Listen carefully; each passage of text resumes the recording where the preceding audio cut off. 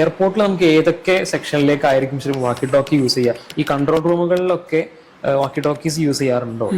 Aeroplanes land ചെയ്യാനും അതിനൊക്കെ ആയിട്ട്? യെസ്, എയർപോർട്ട് കമ്മ്യൂണിക്കേഷൻ എന്നുള്ളത് ഡിഫറെന്റ് ടൈപ്സ് ഉണ്ട്. ഇപ്പോൾ ഒരു ഫ്ലൈറ്റ് ലാൻഡ് ചെയ്ത് കഴിഞ്ഞാൽ അതിന്റെ baggage, ground clearance, ground services, ധാരാളം വർക്ക് നടക്കും.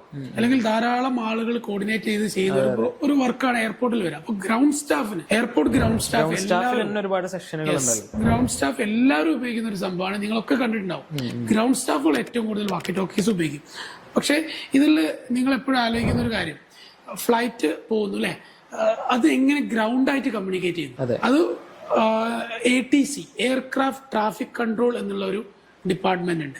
അല്ലെങ്കിൽ ഗ്രൗണ്ട് ടു എയർ എന്നുള്ള, അല്ലെങ്കിൽ എയർ ടു ഗ്രൗണ്ട് എന്നുള്ള രൂപത്തിലുള്ള കമ്മ്യൂണിക്കേഷൻ നടക്കുന്നത്. അവിടെയൊക്കെ ഉപയോഗിക്കുന്നത് റേഡിയോ ടേക്ക് ഓഫ് സമയത്തും ലാൻഡിങ്ങിന്റെ സമയത്തും, ടേക്ക് ഓഫ് സമയത്ത്, ലാൻഡിങ്ങിന്റെ സമയത്ത്, ഇനി ഇൻ ഫ്ലൈറ്റിൽ എവിടെയാണ് ലൊക്കേഷൻ, അല്ലെങ്കിൽ ക്യാപ്റ്റൻ ടു ഗ്രൗണ്ട്. ഇപ്പൊ കാലിക്കറ്റ് എയർപോർട്ടിൽ നിന്ന് ഡിപ്പാർട്ട് ചെയ്ത ഫ്ലൈറ്റ് കാലിക്കറ്റിൽ നിന്ന് റേഞ്ചിൽ നിന്ന് മാറിക്കഴിഞ്ഞാൽ പിന്നീട് അത് എവിടെയാണോ ഏത് വഴിയാണോ പോകുന്നത് അവിടെയൊക്കെയുള്ള എയർപോർട്ട്സായിട്ട് അവർക്ക് കമ്മ്യൂണിക്കേറ്റ് ചെയ്യാനുള്ള സൗകര്യങ്ങളുണ്ട്.